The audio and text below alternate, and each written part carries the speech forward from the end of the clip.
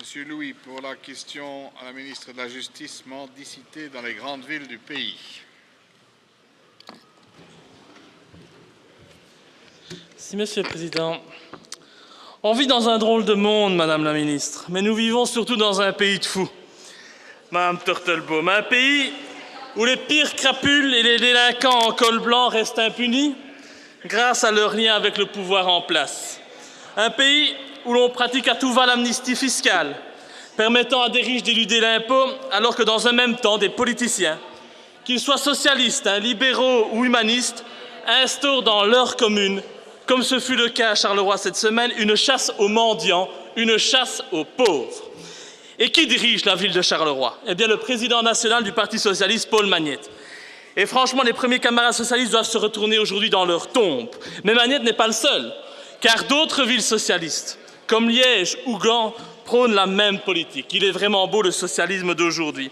Et comment un pays soi-disant démocratique et prétendument respectueux des droits de l'homme peut-il tomber si bas? C'est affligeant, c'est honteux, ça n'a tout simplement pas de nom. Et le plus honteux, c'est que cette chasse aux pauvres à Charleroi, eh bien, elle est mise en œuvre quelques semaines seulement après qu'on ait appris que la ville, qui est pourtant à l'abandon depuis des années, ait décidé d'acheter pour 70 000 € d'iPhone. On voit tout de suite où sont les priorités de nos dirigeants. Et si seulement nos dirigeants souhaitaient s'attaquer aux causes de la pauvreté et de la mendicité, s'attaquer aussi au réseau de traite des êtres humains, mais non, on préfère s'attaquer aux pauvres, les chasser de notre vue et les caser dans des ghettos. Et on organise, comme le fait le bourgmestre de Charleroi, un calendrier de la mendicité. Le lundi, vous pouvez mendier à tel endroit, le mardi à tel autre. Et si vous n'avez pas d'argent pour vous déplacer, c'est pas grave, crevez de faim.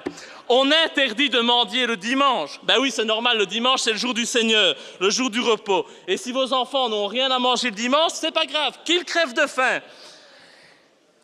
C'est comme si la mendicité aujourd'hui était un plaisir ou un choix. Pire, alors que votre gouvernement fait preuve d'une largesse extrême avec les banques et les financiers véreux, le règlement de Charleroi prévoit en cas de non-respect de ces règles la saisie immédiate de la recette du mendiant.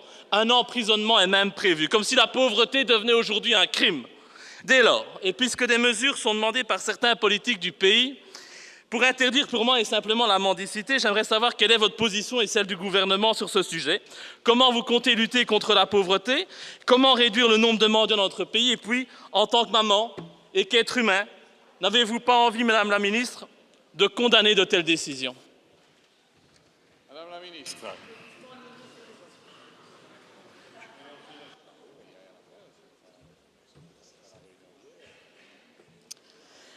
En tant que ministre de la Justice, je suis compétente pour les aspects relatifs aux missions judiciaires, au code pénal ainsi qu'à la politique criminelle. Ma réponse concernera donc ces aspects. Notre législation pénale est claire en ce qui concerne l'exploitation de la mendicité. Elle vise quiconque aura embauché, entraîné, détourné ou retenu une personne en vue de la livrer à la mendicité ou l'aura mise à disposition d'un mendiant afin qu'il s'en serve pour susciter la commisération publique. L'incrimination de base est en outre assortie de circonstances aggravantes, parmi lesquelles le fait que l'infraction a été commise à l'égard d'un mineur.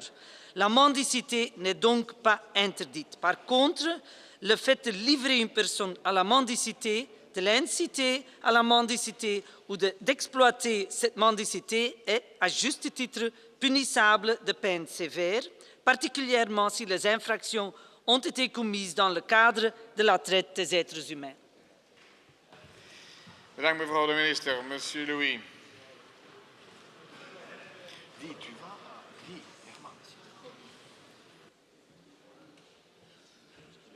Aïe, aïe, aïe, aïe, aïe. Ben, une fois de plus, la réponse ne correspond pas du tout à ma question.